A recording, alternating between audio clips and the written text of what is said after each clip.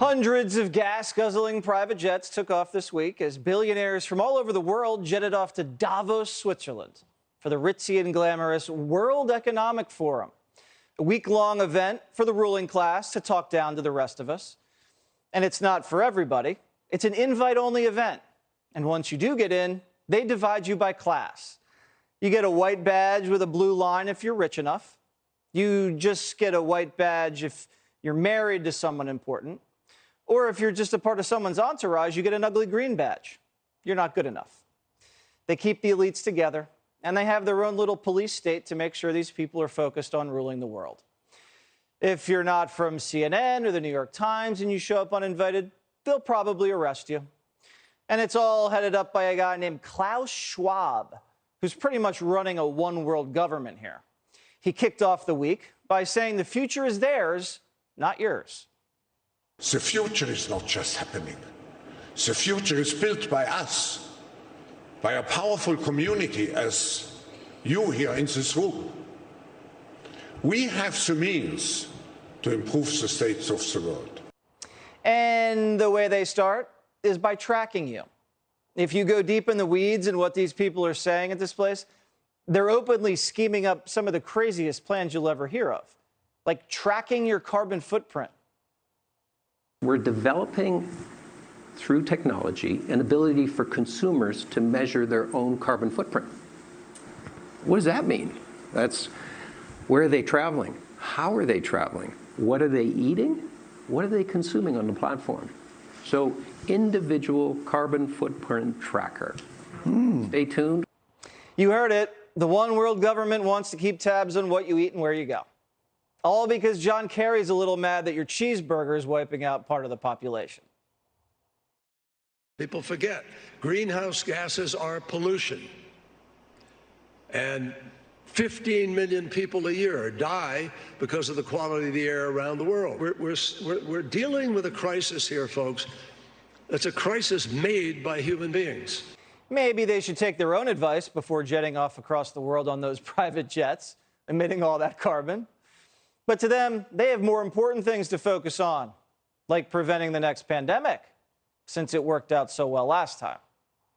If it comes 10 years from now, we should have far, far better diagnostic technology. That is, be able to scale up every country within a month to diagnose their entire population. We're a little distracted right now, so getting the debate going is happening slowly. Yeah, a lot of people are distracted by inflation, food shortages, real problems. But the ruling class at Davos says, don't worry, it's all a part of the plan. We need to accept that there will be some pain in the process. The pace that we need will open up for missteps. It will open up for shortages on energy. It will create inflationary pressures, and maybe we need to start talking about that pain is actually worth it. If you have all the money in the world, the last thing you have to worry about is inflation. It's our problem, not theirs. They're busy ruling the world. And shady George Soros says if we don't make their ideas a reality, civilization is done for. Fighting pandemics and climate change, avoiding nuclear war, maintaining global institutions have had to take a backseat to that struggle. That's why I say our civilization may not survive. Believe it when I tell you, these people don't care about any of us. They're just a bunch of globalists hanging out and coming up with too many bad ideas. Rand Paul, Kentucky senator, and he joins me now. Should the American people be scared when the richest people in the entire world get together at a swanky conference and hatch these crazy ideas about how to make our lives better? Well, if they really cared, they could have ridden with me. I was on a plane this morning. I was A category on Southwest Airlines, and, hey, that's something. Wasn't a private jet, but they could have saved.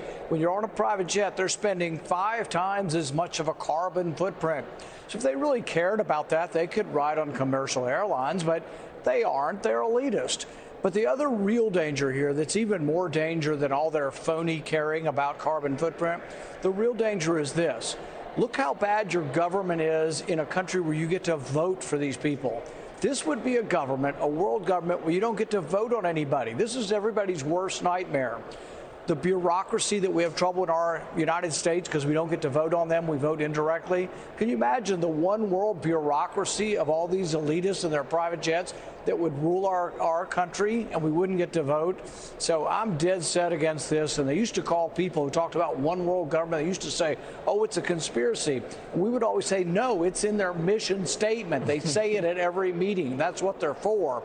But lack of sovereignty means lack of freedom, and it means lack of responsiveness, and it's completely antithetical to everything our country stands for. Yeah, and I don't want to put down Bill Gates and these guys. You know, they do a lot for charity. But when you hear them kind of just dismiss inflation, or, you're going to have to go through some pain in order to kind of go with my idea. The American people hear that and they think, come on, man, you're not serious, are you? But it's not only insensitivity because they've never been to a grocery store and have no idea what things cost, but it's also that we now have a whole set of our political spectrum that's out there saying it's caused by greed. If you were in a third grade class, I would give you a failing grade if you told me inflation was caused by greed. That is the dumbest explanation, the most implausible, and that lacking all facts that someone would try to put forward. Inflation is caused by an increase in the money supply that increases the demand. It's done because we spend too much money. The Federal Reserve prints it up to borrow it. It floods the economy and drives prices up. If you don't understand that, they'll never get it any better. And my prediction is it's going to get a lot worse before November. What do you think about this tracking technology they're cooking up? They're going to track your carbon footprint. I mean, I think that these liberals are already stressed out enough, Senator. Yeah. Imagine when they find out, like, everything they do is killing the ozone. I mean, they're going to go crazy. They're going to start yelling at us. Yeah, privacy is not much of a concern for these kind of people. So not only do they want to track you for your carbon footprint, the WHO has announced, they're forming a treaty, and it's going to be this treaty for the next pandemic.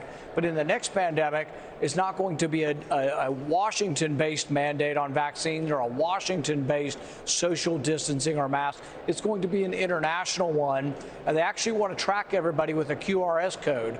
I think that goes beneath the surface right back here, but I'm not sure how they get it in you. But no, I mean, it's no laughing matter. It is very worrisome.